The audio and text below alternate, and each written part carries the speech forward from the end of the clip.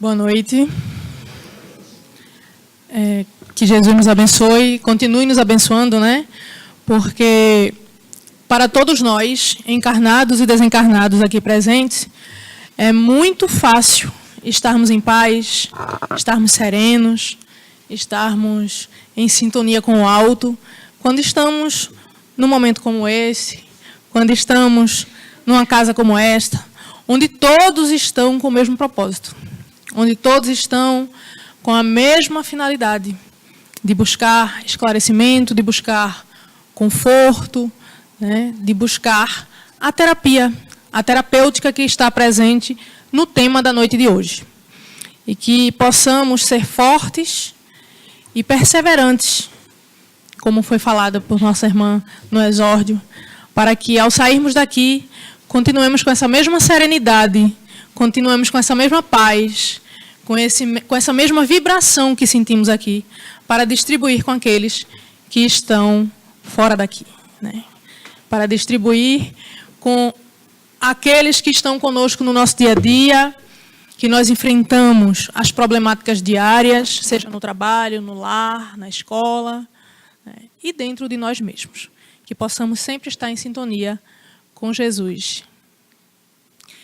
É um prazer enorme estar aqui no Uniluz. Faz muito tempo que eu vim aqui, né? E fico feliz, agradeço o convite do nosso querido Severino e Fábio Jorge, que convidou para que hoje a gente pudesse conversar um pouco sobre a caridade. E esse tema é interessante porque eu lembrei, né, de uma passagem de Chico Xavier que estavam estudando o tema caridade. Tomei um susto. Sou eu ainda. Estava estudando o tema caridade e no Centro Espírita, né, que Chico Xavier trabalhava, e uma senhora, ao final da palestra, questionou Chico que a caridade já era um tema muito estudado, já era um tema muito trabalhado, esse tema já é muito batido, né? Toda semana eu chego aqui e se fala de caridade, Chico. Como é que pode? Será que não dá para renovar? Não dá para reescrever, mudar esses livros? Porque só fala da mesma coisa. Aí Emmanuel se aproxima e diz a Chico: diga a ela que quando todos, e quando eu digo todos, eu falo dos encarnados e desencarnados, quando todos os espíritos, encarnados e desencarnados, ligados ao planeta Terra, estiverem vivendo a caridade, ela estará ultrapassada. E aí a gente sente essa necessidade, né? Como para nós é tão fácil entender, muitas vezes tão fácil apreender, mas será que é fácil praticar? Porque o tema fala sobre isso, né? A caridade como ação terapêutica. A prática da caridade como ação, que já seria um pouco redundante, porque quando a gente fala de ação, a gente já está falando de prática, né? E terapêutica, que quer dizer que a caridade em ação é cura. A caridade em ação é curativa para todos nós. E que cura é essa? Que prática é essa? Porque a gente vai buscar nos livros, a gente vai ver que a caridade ela se mostra, ela se apresenta de várias maneiras. Quando a gente fala de caridade, tem pessoas que entendem como sendo aquela material. Dá de comer a quem tem fome, dá de beber a quem tem sede, vestir quem está sem roupa, né? Dá um teto a quem não tem um teto para dormir. E a gente sabe que, além disso, a caridade ela é mais ampliada quando a gente lê o capítulo 15 do Evangelho segundo o Espiritismo, que é fora da caridade não há salvação. Quando os espíritos que se comunicam através daquelas mensagens colocam para nós que todas as máximas de Jesus estão resumidas ali, na caridade e na humildade. E a gente fica pensando assim, por que na humildade? Eles explicam que está contrária, né? A caridade e a humildade são contrárias ao egoísmo e ao orgulho. A primeira coisa que a gente precisa entender quando se trata de humildade é justamente reconhecer que todos nós, encarnados ou desencarnados, necessitamos dessa terapia. Que todos nós, num ou no outro grau, necessitamos agir para nos curar. Se assim não fosse, aqui nós não estaríamos. Então, a humildade, ela parte desse primeiro princípio, de que nós precisamos reconhecer as nossas necessidades. Reconhecer que nós não somos perfeitos. Agora, esse reconhecimento não é uma justificativa para que a gente estacione e diga, eu não sou perfeito, então deixa para a próxima encarnação, já que eu conheço de encarnação. A gente precisa agir. A gente vai perder a oportunidade. Esse presente maravilhoso desse momento, dessa existência, desse esclarecimento que nós estamos tendo, de entender que precisamos praticar. E muitas vezes essa prática se dá, como eu estava falando, de maneiras materiais, né, de forma apenas materiais. E, em alguns casos, nós esperamos algo em troca, por causa das nossas fragilidades humanas ainda.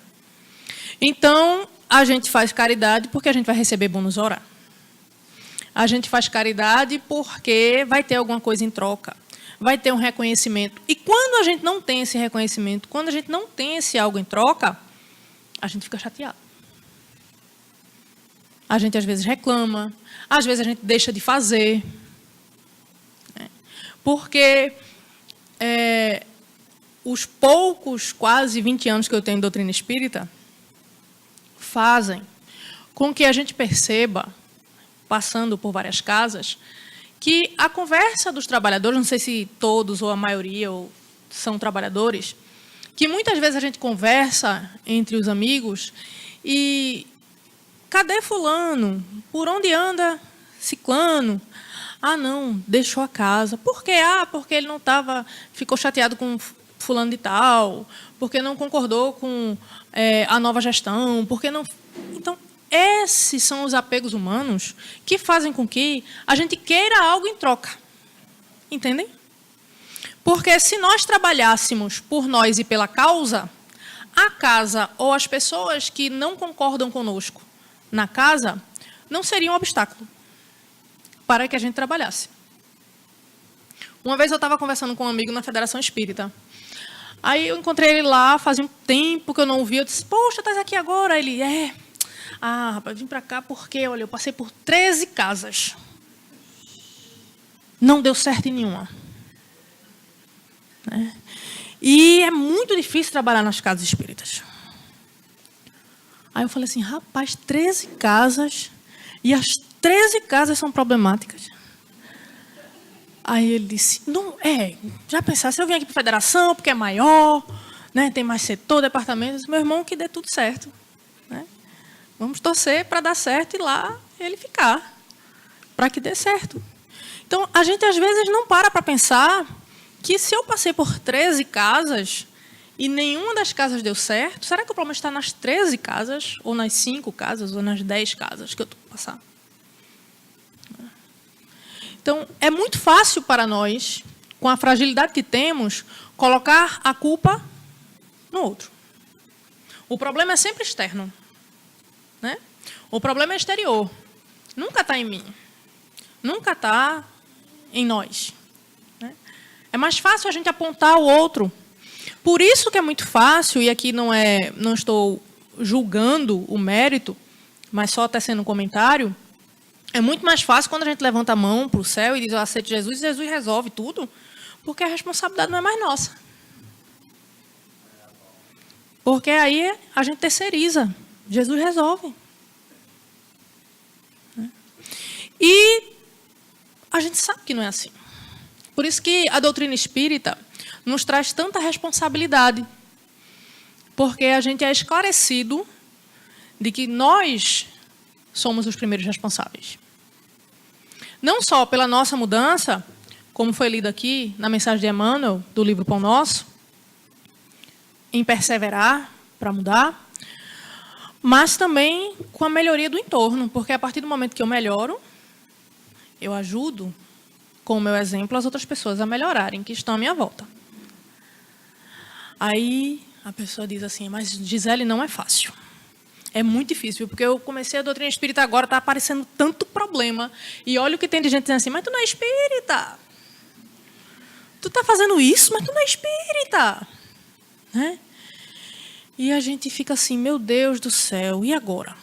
Não é porque a gente se torna espírita, não é porque a gente conhece o Evangelho, que a gente já se torna uma pessoa perfeita. A gente precisa orar e vigiar. Vencer as nossas maiores dificuldades, as nossas maiores limitações, é o nosso maior desafio. É a nossa missão nessa encarnação. Porque quando a gente fala em missão, aí todo mundo diz, não, eu não tenho missão não. Missão teve Irmã Dulce, Chico Xavier, Divaldo. E a nossa missão? E é o comprometimento que a gente assumiu, né? O compromisso que a gente assumiu, na verdade, quando nós viemos para cá. Assumimos algum compromisso.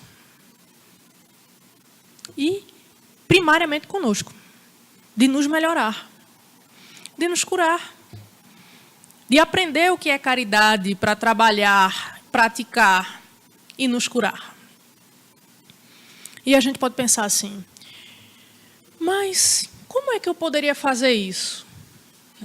Allan Kardec pergunta isso a Santo Agostinho no Livro dos Espíritos. Não me pergunte o número da pergunta, porque eu não vou saber.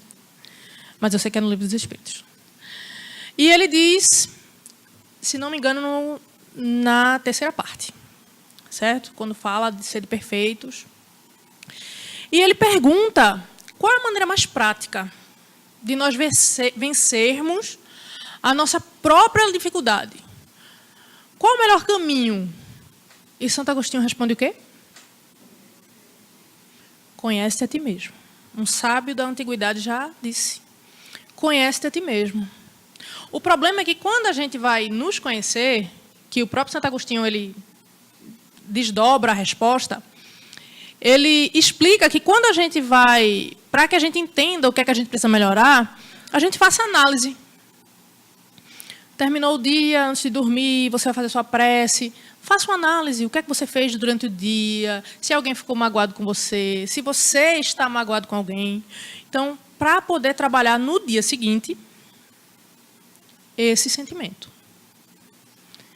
E se você, obviamente, já entendendo que a gente tem esse olhar muito passional para as nossas ações, né? Então, às vezes a gente pensa assim, mas eu fui grosseira com Aldo, mas eu fui porque Aldo só entende assim. E aí, ele sabendo que a gente ia desculpar as nossas faltas, ele diz, se você está em dúvida sobre a sua ação, se ela foi boa ou se ela foi ruim, pense nela como sendo outra pessoa. Justamente porque é mais fácil para a gente julgar o outro. Se a atitude da pessoa é condenável, é porque a sua atitude foi condenável. Colocando sempre, né, todos os ensinamentos que a gente recebe, colocando sempre esse olhar para nós mesmos. Esse mergulhar dentro de nós mesmos. Entender quem nós somos. O que é que eu preciso melhorar. E não esperarmos as promessas de final de ano. Que nós fazemos sempre. Mas agir diariamente. Não somos perfeitos. Como eu já disse, Jesus disse isso no livro Boa Nova, quando ele, não sei se todos conhecem, é um lindo livro, que Irmão X, né, o Espírito Humberto de Campos, ele conta algumas passagens de Jesus com mais detalhes do que nós vemos nos evangelhos bíblicos. E na passagem que ele está dizendo que Pedro vai negá-lo, Pedro fica extremamente revoltado, porque ele diz, eu não acredito que eu estou aqui com o Senhor, caminhando com o Senhor, o tempo todo aqui, fazendo tudo, né, que o Senhor diz que a gente deve fazer, e o Senhor diz que eu vou lhe negar. Como é que o Senhor acha que eu sou capaz de fazer uma coisa dessas? E Jesus diz a ele: Pedro, ainda hoje entenderás que o homem no mundo é mais frágil que perverso. E aí, na hora que Pedro nega Jesus, aquela frase acendeu para ele. Então, sabendo dessas nossas fragilidades, Jesus sempre colocou que o caminho não era fácil, mas é possível. Que essa prática da caridade, que esse praticar essa ação é o exercício do amor. Como nós não estamos em condições ainda de amar a todos indistintamente, de amar os nossos inimigos, como o próprio Evangelho nos orienta, de amar o próximo sem fazer distinção e dizer assim, ah, não, esse é o meu próximo, aquele não é meu próximo, não o amo, não. Então, como nós não estamos preparados ainda por nossas fragilidades, a caridade é o caminho que nós temos para poder fazer isso. E como é que ela pode ser trabalhada para que nós possamos nos curar? Primeiro, entendamos que ela não é só a questão material, como também se encontra em O Livro dos Espíritos. Qual é o verdadeiro sentido da palavra caridade, ou o verdadeiro sentido da caridade, como a entendia Jesus? Kardec pergunta ao Espírito Verdade. E o Espírito Verdade responde: benevolência para com todas as pessoas, indulgência com as imperfeições alheias e perdão. Né? O perdão das ofensas. Aí a gente pensa, benevolência para com todos. Será que nós conseguimos ser bom com todo mundo?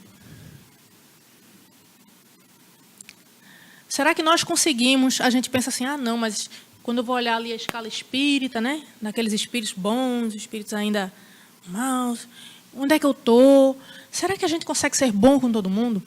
Será que a gente consegue entender que sermos indulgentes com a imperfeição do outro é porque conseguimos compreender que nós também necessitamos de indulgência para com nossas imperfeições? E o perdão? Que talvez seja uma das mais difíceis práticas para todos nós. Porque muitas vezes a gente confunde, a gente acha que perdão é esquecimento, e não é. A gente acha às vezes que perdão é confiança. Até eu estava assistindo uma palestra de Rossandro Klinger semana passada, e ele falava sobre isso. Que tinha uma paciente dele que estava fazendo terapia com ele porque, quando criança, o pai abusava dela. E ela disse que tinha perdoado o pai. Aí ela falou, eu vou viajar, tanto eu perdoei meu pai, que eu vou viajar e vou deixar minha filha de 6 anos com ele. Aí ele disse a ela que perdoar não é confiar. Quem garante que não iria acontecer com a filha o que aconteceu com ela? Ela perdoar é divino. Ela fez a parte dela. Mas ela não pode, né, confiar no sentido de achar que o perdão resolveu o problema. Porque é uma questão dele. A parte dela ela fez, que foi perdoar. Então a gente muitas vezes confunde. A gente confunde o perdão com o esquecimento. Né? Ou a gente não esquece. E a gente às vezes confunde o perdão com, vamos esquecer o assunto, não vamos falar mais no assunto. Não vamos falar. Mas na hora tem uma raivinha assim, aí vem à tona, ó. Mas naquele dia, mas não era para não falar mais? Né? E cadê o perdão aí? Não, eu perdoei. Mas por que está dizendo agora? E quantas vezes a gente não vê isso? Nas pequenas coisas. Às vezes são coisas que são trazidas, né? De maneira tão profunda, e foram coisas tão mais simples. Mas por que isso acontece? Porque para um é numa intensidade, para outra pessoa é em outra intensidade. Porque nós somos diferentes. Porque nós sentimos a dor de maneira diferente. Tem pessoas que estão passando por processo de quimioterapia. Vou dar um exemplo, né? Estamos na Semana das Mães. E a minha mãe, ela passou por um processo de quimioterapia há 5 anos. Ela tomava 20 miligramas de morfina e 4 de pironas, de 4 em 4 horas, por causa da dor. Ela não dava um pio. Eu achava aquilo assim, porque eu sou frágil para dor, viu? E eu dizia assim, eu não conseguiria. Eu não conseguiria. E aí, um dia eu me surpreendi, porque a médica perguntou assim, por ela estar calada, não estar gritando. A médica perguntou, de 1 a 10, qual o grau que a senhora diria que é a sua dor? Aí ela fechou os olhos, apertou os olhos e disse, 10. Aí a médica, tá certo. Aí eu fiquei pensando, eu saí de lá do hospital pensando assim, como é que ela consegue medir esse 10? Não a minha mãe, mas a médica. Porque eu posso perguntar, eu posso dizer que a minha 10 estava doendo só a falange e eu ser frágil para dor e eu dizer que estou na 10. Né? E outra pessoa dizer o mesmo 10 e não ser a mesma intensidade. Como é que consegue se medir isso? Da mesma forma, são nossas dores morais. Né? São as nossas dores imateriais, digamos assim, que a gente traz na alma e que faz com que a gente perca, muitas vezes, a alegria de viver, a alegria de conviver, né? A alegria de caminhar nessa trajetória para sermos melhores, para sermos felizes, porque estamos fadados a isso. Todos nós. Uns chegarão mais rápido, outros chegarão mais tardiamente, mas todos nós, um dia chegaremos à felicidade, chegaremos à perfeição. Isso é fato, porque nós fomos criados para isso. Mas a nossa trajetória, o nosso caminho é longo. E a gente não vai conseguir resolver nesta única existência, porque essa não é a nossa única existência. Já tivemos outras. E teremos outras. Eu estava lendo um livro de Joana de Ângeles, Jesus e o Evangelho, não sei se vocês conhecem, à luz da psicologia profunda, sobre um dos itens falando de caridade. E Joana coloca uns textos muito profundos, né? Que eu sempre leio junto com o dicionário para entender. E aí eu estava lendo aquilo e estava achando assim tão profundo, que eu disse, como é que a gente consegue fazer isso de forma prática, né? Essa terapêutica da caridade. E eu assisti uma palestra de Anete Guimarães, oradora do Rio de Janeiro, que ela, num trecho da palestra, ela explicou, porque a Anete Guimarães, ela é formada em medicina, né? Trabalha na área de neurologia, pesquisadora nessa área, neurocientista. E ela estava explicando que todos nós, quando eu falei agora da dor, eu lembrei, que todos nós temos um gate control, que é um portão de controle na nossa medula. E esse portão de controle, ele é acionado por nosso sistema analgésico central, que fica no cérebro. E aí ela disse que esse portãozinho de controle na nossa medula, quando ele está totalmente fechadinho, a gente está sentindo zero dor. Quando ele abre, a gente sente dor. E a partir da intensidade ou da abertura desse portãozinho, a dor é maior. E o que é que faz com que esse portãozinho abra ou feche? E aí, ela deu uma explicação que eu achei maravilhosa. Porque ela falou, né, que o sistema analgésico central fica localizado na parte primitiva, que é o arqueocórtex do nosso cérebro. Na parte primária, arcaica do nosso cérebro.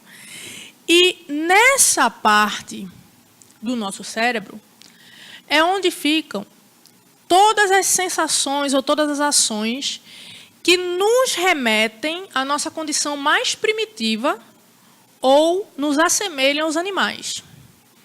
Então, tudo que a gente sente de raiva, de medo, de dor, a gente está fazendo com que essa área do cérebro trabalhe.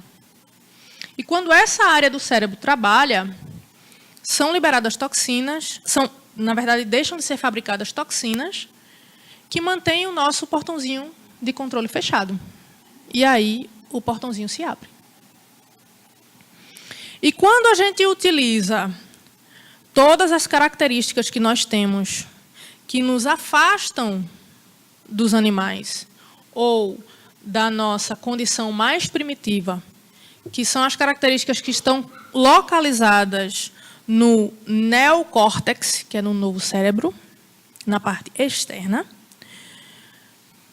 que é a capacidade que a gente tem de raciocínio matemático, a capacidade que a gente tem musical, a capacidade de ser fraterno, de ser solidário, né, de ser caridoso. Então, quando a gente utiliza mais essas características, a gente produz as toxinas que fazem com que o portãozinho fique fechado e a gente fique sem dor. E com isso, ela estava refletindo, nessa palestra, que o fardo com Jesus é mais leve. Por quê?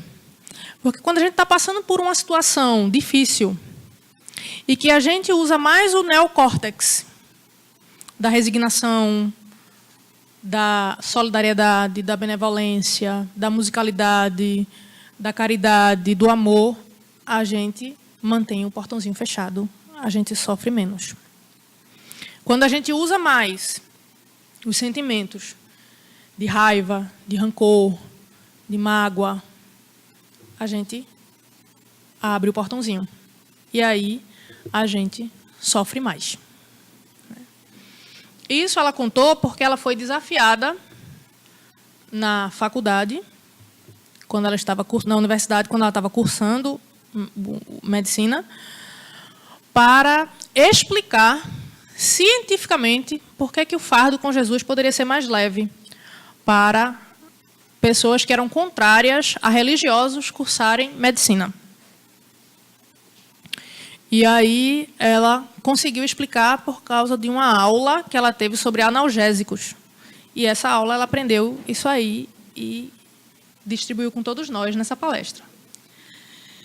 E aí a gente pensa, né? Porque quando eu estava assistindo semana passada, esse Virino falou comigo faz um tempinho já, eu lembrei disso. De como nós, se a gente utiliza então a caridade, se a gente é caridoso, né? A gente se cura, porque a gente está usando o neocórtex, a gente está fazendo o portãozinho se manter fechado. É por isso que é diferente para cada um de nós a questão dor, a questão sofrimento, porque esse portãozinho de controle fica aberto ou fechado de acordo com as nossas ações, com os nossos sentimentos, com o que nós pensamos, sentimos e fazemos. E cada um de nós pensa, sente e age de maneira diferente. Né? E não só a ciência comprova, hoje em dia já, que as pessoas que fazem caridade, que as pessoas que ajudam o outro, né, que as pessoas são mais felizes, sofrem menos, adoecem menos. Então, a gente precisa começar a entender isso de maneira mais efetiva, todos nós. Cada vez que a gente lê, cada vez que a gente ouve uma palestra, cada vez que a gente participa de um estudo, mais uma sementinha é plantada. E a gente precisa regar essa sementinha para que ela floresça. Porque nós já estamos no momento de fazer isso florescer. De fazer com que essa caminhada para nos tornarmos anjo, que foi lida no exórdio, ela comece com esse primeiro passo que a nossa irmã falou, da nossa maratona. Entendendo que, apesar de nossas fragilidades, apesar das dificuldades que cada um de nós traz, nós temos virtudes. Nós temos coisas boas. Nós temos já muitas flores. Vamos utilizar isso. Porque a gente vê o mundo do jeito que está, o nosso país do jeito que está, as coisas acontecendo, a violência. E, às vezes, a gente olha assim e fraqueja, né? Mas como é que pode? Você se sente, às vezes, impotente diante das coisas que estão acontecendo. Não só no Brasil, como no mundo. Mas a gente precisa ter esperança. A gente precisa de alguma válvula que nos motive a continuar e a acreditar. Porque em todas as épocas da humanidade aconteceram dificuldades. E de todas elas nós saímos. Por todas elas nós passamos. E vamos passar também por todas essas dificuldades que estão acontecendo no mundo. Mas o que vai dizer se a gente vai passar mais ou menos resignado é o nosso portãozinho do controle aí. Né? Porque para cada um vai ser diferente. Para cada um é diferente. Nós sentimos de maneira diferente. Nós refletimos de maneira diferente. A gente vê tantas coisas boas que aconteceram. Acho que, tecnologicamente, nós evoluímos nos últimos 50 anos o que nós não evoluímos em mais de 1000 anos anteriores. E tudo isso que a gente evoluiu tecnologicamente, o que é que está nos ajudando moralmente? Muitas vezes a gente vê as pessoas pegando a tecnologia e usando de forma equivocada. Né? O que poderia ajudar, o que deveria unir, está separando. Hoje em dia as pessoas não conseguem nem mais conversar, às vezes, virtualmente, porque já está mais comum do que pessoalmente. Né? Então as pessoas não conseguem nem conversar, porque quando discorda, já bloqueia, já exclui. Será que é para isso que a tecnologia existe? Será que é isso que nós devemos pregar ou propagar? E a ação terapêutica, que ação é essa? Porque quando a gente trata o outro, que muitas vezes não é indulgente com a nossa diferença, com a nossa imperfeição, mas se a gente trata ele com indulgência, ele já para e diz, opa, isso aqui foi diferente. É como aluno, não sei se tem muitos professores aqui, eu sou professora, e é como um aluno, aquele aluno mais danado da sala, muitas vezes você chama ele e diz assim, vem cá, hoje tu vai ser meu monitor. Ele se sente tão importante que ele muda de comportamento. E ali, você ganha o aluno. Né? Você tem 2 caminhos. Você pode brigar com ele, botar ele para fora da sala, né? Chamar a direção, fazer acontecer, chamar os pais. Algumas vezes são necessárias, lógico. Mas, muitas vezes, ele está chamando a atenção porque ele é carente, ele sente a necessidade de ser visto. Então, quando você chama ele, diz, vem cá, hoje tu vai ser visto aqui, vai ser o líder. E aí ele muda. E ele já se torna seu aliado, porque quando os outros fazem barulho, ele, peraí, olha, a professora está dando aula. E aí todo mundo, né, faz silêncio. E não é fácil. Não é fácil. A gente não aprende as coisas de uma hora para outra. A gente não pratica as coisas de uma hora para outra. Não é fácil. Jesus disse a Maria Madalena isso. Longo é o caminho, difícil é a jornada, estreita é a porta, mas se tiveres fé, vencerás. E é a gente acreditar, essa fé, não só externa, acreditar em Deus, ter fé que Jesus é o governador do nosso planeta, que está olhando por nós, não é só essa fé, mas a fé em nós, que nós somos capazes, que nós vamos conseguir. Eu posso vencer as minhas próprias dificuldades. Cada um de nós pode vencer a própria dificuldade. Porque quando a gente não acredita em nós, mesmo que o outro chegue e diga, mas você consegue. Se você diz, eu não consigo, e acredita que não consegue, você vai estacionar. Você não vai conseguir. Por isso é importante esse mergulho, esse olhar para nós. Não de maneira egoísta, primeiro eu, segundo eu, terceiro eu, quinto eu e por aí vai. Mas olhar para nos conhecer. Às vezes a gente não se conhece.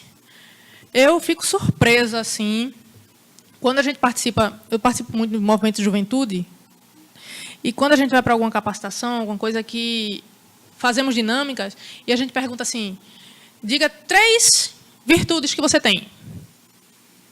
A dificuldade que as pessoas têm de dizer uma virtude. Aí o pessoal, tem gente que diz assim, não, se fosse os defeitos eu saberia, mas virtude, minha gente, a gente precisa olhar com mais bom ânimo para nós. Nós precisamos ser mais otimistas conosco. Isso muitas vezes nos falta, porque a gente está tão acostumado a dizer, o mundo é de expiações e provas, todo mundo veio aqui para provar, não sei o quê. E aí a gente esquece que o mundo ser de expiações e provas, porque existe, né, muito mal ainda. Mas não quer dizer que não exista o bem. Não quer dizer que não tenha coisas boas. Então a gente precisa valorizar isso. Todos nós temos. Todos nós temos.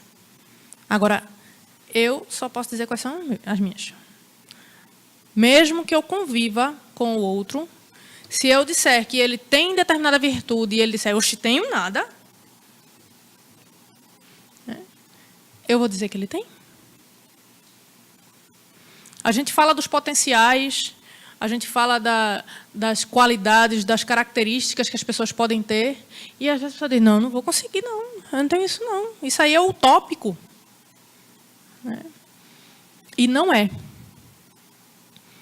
Precisamos nos motivar mais, olhar com mais amor para nós, olhar com mais amor para dentro de nós mesmos e ser mais caridosos, indulgentes com as nossas imperfeições. Não desculpá-las e guardá-las de lado, mas ser mais caridosos com elas. Porque quando nós não somos caridosos conosco, a gente não consegue ser caridoso com o outro. Jesus disse isso. Quando a gente não ama a si, quando nós não nos amamos, nós não conseguimos amar o outro. Então, quando nós não somos tolerantes conosco, nós não conseguimos ser tolerantes com o outro. Quando a gente não olha para nós com benevolência, com caridade, a gente não consegue também fazer com o outro. E a nossa trajetória aqui nos conclama isso. A missão de cada um aqui presente, encarnado e desencarnado, está direcionada para isso. Mesmo que a gente não lembre. Eu não lembro não, que foi que eu disse que eu me comprometi lá não. Mas é isso. Todos nós. Né? Tem uma fábula que até um padre, eu acho que é um padre católico, ele musicou com uma resposta a essa fábula, que fala sobre um jantar que uma mulher sonha com Jesus, e Jesus diz a ela no sonho, olha, amanhã eu venho cear na tua casa. E eu venho cear contigo na tua casa. E a mulher acorda e diz, meu Deus, hoje Jesus vem para minha casa. Tem alguns lugares que aparecem escrito ela sonhando com Jesus, e em outros locais ela recebeu uma carta que não tinha selo, não tinha remetente, nada, mas que na carta Jesus tinha assinado dizendo que naquela noite iria jantar na casa dela. E ela passa o dia nos preparativos. Arruma a casa, organiza tudo, faz o jantar, né? Coloca a mesa e fica esperando. 6 horas da noite, deu 7 horas, bate na porta, ela é Jesus. Quando ela abre, é um mendigo pedindo a ela um pouco de comida. E ela diz, não, menino, estou esperando uma pessoa, estou esperando uma visita, não tenho não. Fecha a porta, ele vai embora. Demora mais um pouquinho, bate na porta, diz, agora é Jesus. Quando ela abre, é uma criança, maltrapilha, pedindo água. E ela diz que não tem. Vá-se embora, que eu estou esperando uma visita. Bate a terceira pessoa. Ela nega novamente. E aí, não bate mais ninguém. Ela espera, adormece no sofá. Acorda de madrugada, nada. A mesa posta. Ela diz, mas rapaz, Jesus não veio. E ela vai dormir. E na hora que ela vai dormir, ela encontra com Jesus no sonho. Novamente. Ela diz, mas Senhor, eu passei o dia todinho arrumando a casa. Preparei o jantar. Deixei tudo pronto. E o Senhor não veio. Aí Jesus diz, eu bati 3 vezes na tua porta. E tu disseste que não tinha nada e fechasse. Então, muitas vezes a gente é equivocado com as interpretações. A gente olha as coisas e não enxerga o verdadeiro sentido, o verdadeiro significado. E eu vi uma música, no YouTube desse padre, que é interessante, que ele uma ceia para Jesus, um jantar para Jesus, uma coisa assim, que ele faz a música, e que ele diz que Jesus disse que ia ceiar com ele, ele prepara um frango assado, tudinho, não tinha muita coisa, aí bate um mendigo, ele vai tirar uma coxa do frango, vira o frango para o outro lado, porque se Jesus sentasse à mesa não ia ver que estava faltando uma coxa, e ele dá a coxa ao mendigo, aí depois bate uma criança, ele vai dar a outra coxa à criança, e a criança se farta, vai embora, e na terceira pessoa é Jesus. Aí ele abre a porta, leva Jesus até a mesa, Jesus senta, ele fica todo envergonhado porque o frango está faltando as 2 coxas, e ele pega e diz assim, olhe, Senhor, o frango está faltando as 2 coxas, mas o Senhor pode se servir. E Jesus diz, calma, eu estou satisfeito com as 2 coxas que o Senhor me deu. Então, a gente precisa ter um olhar mais profundo. A gente precisa olhar mais, com mais delicadeza, buscar mais o lado bom das coisas. Porque mesmo que aparentemente a gente esteja vendo uma situação de uma maneira, ela pode se apresentar de outra completamente diferente. Ela pode ser para nós outra completamente diferente.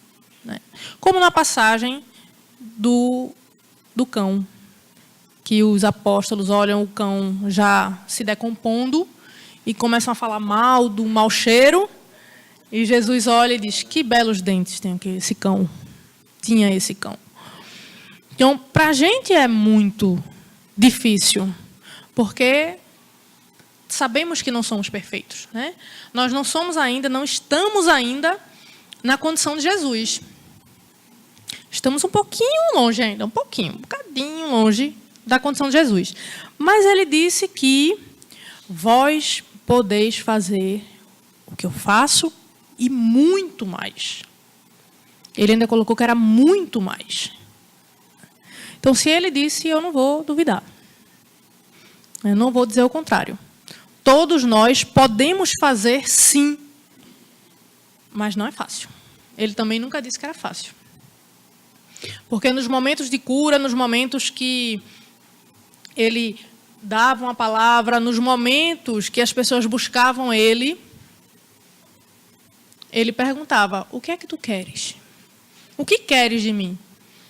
Era muito fácil, porque às vezes é engraçado os apóstolos, As passagens dos apóstolos, a gente lendo assim, eu gosto muito da narrativa de Humberto de Campos por causa disso.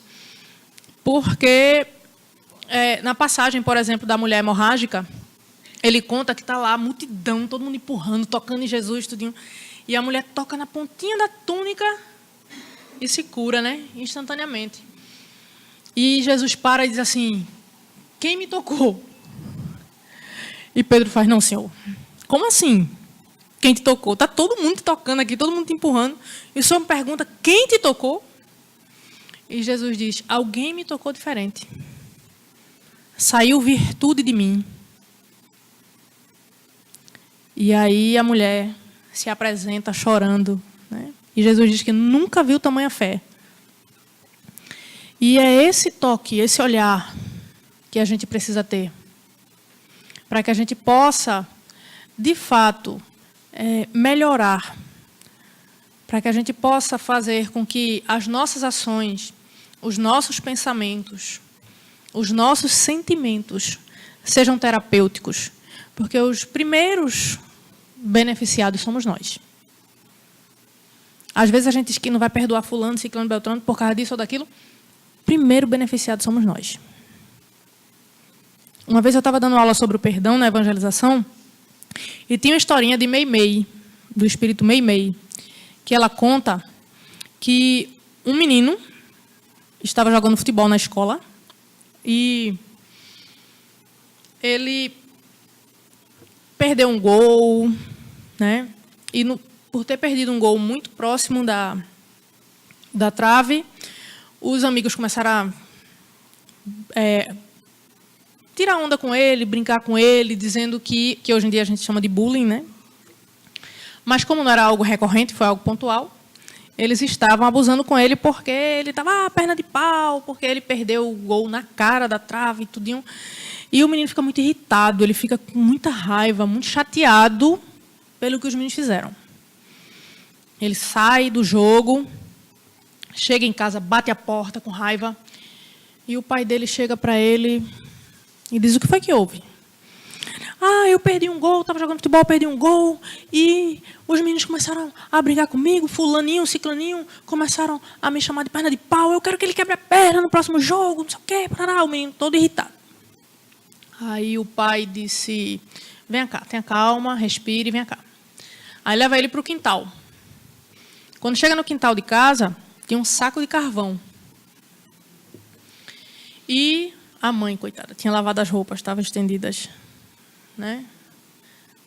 E as roupas voando, secando, o pai disse: pegue uma pedrinha desse carvão e jogue com toda essa raiva que você está sentindo para acertar aquela camiseta ali, branca, que a sua mãe lavou. E o menino pega e joga. Ele vai jogando, até a sua raiva passar. Aí o menino vai pegando, joga, né, para jogar a raiva dele toda fora. Quando ele termina assim, quando ele acha que está, né, já aliviado, ele: terminei. Aí o pai dele: passou a raiva? Passou. Vem cá. Aí leva ele para o quarto, coloca ele de frente para o espelho. Aí ele olha e ele está todo coberto de pó de carvão. E a blusa tem alguns risquinhos, mas não está tão suja, porque como ela estava voando, ele não estava acertando muito. Aí o pai dele diz: sabe o que isso significa? Que quando a gente sente raiva de alguém, nós ficamos mais sujos, mais contaminados do que a outra pessoa. A gente precisa trabalhar para não ficar contaminado, né? Porque hoje em dia a própria medicina, a ciência já comprova que as nossas mágoas, raiva, rancor causam patologias não só psíquicas, emocionais, espirituais, mas físicas também, né? Porque o corpo somatiza. Então, que a gente tenha essa pretensão de perseverar, como Emmanuel nos convidou no exórdio da noite de hoje. Que a gente tenha essa vontade, que a gente tenha essa motivação de cada dia trabalhar um pouquinho para sermos melhores do que nós fomos no dia anterior. Porque a nossa mudança, a nossa melhoria, a nossa cura, a nossa transformação, ela só vai acontecer assim, aos pouquinhos. Ela não vai acontecer de uma hora para outra. Nós não somos robôs. Não é clicando no botão que a gente vai converter alguma coisa e mudar quem nós somos, né? Se engana quem acha que com a morte do corpo físico a gente muda, a gente se transforma. A gente continua sendo quem nós somos, né? Para quem assistiu ou leu o Nosso Lar, está aí a prova. E tantas outras provas de tantos livros que a gente lê dentro da doutrina espírita, né? O Céu e o Inferno mesmo. Tem tantas cartas, tantos relatos. E que a gente possa fazer ao outro, de verdade, aquilo que nós gostaríamos que nos fosse feito. Porque muitas vezes a gente quer fazer alguma coisa e aí a gente para, ou então a gente faz sem nem pensar, né? Mas que a gente reflita para atendermos ao chamamento do bem. Lógico, não tenho a pretensão de achar que a gente vai fazer isso só coisa boa. Que a gente vai sair daqui, ali naquela porta, nós seremos outras pessoas. Não, não seremos. Mas nós seremos espíritos mais conscientes da responsabilidade que temos conosco e com o nosso planeta, para que nós possamos praticar essa caridade, agir com caridade conosco e com o próximo, para podermos efetuar esse efeito terapêutico em nós, né? A nossa cura. E como diz uma frase de Marília, do Grupo Voz e Caridade, nunca perca a oportunidade de fazer algo por alguém. Essa é a mensagem da noite de hoje. E os primeiros que nós precisamos fazer algo somos nós mesmos. Que Jesus nos abençoe, que tenhamos um retorno tranquilo, de paz, sereno, para os nossos lares e que possamos, amanhã, ser melhor do que nós fomos hoje. Muita paz.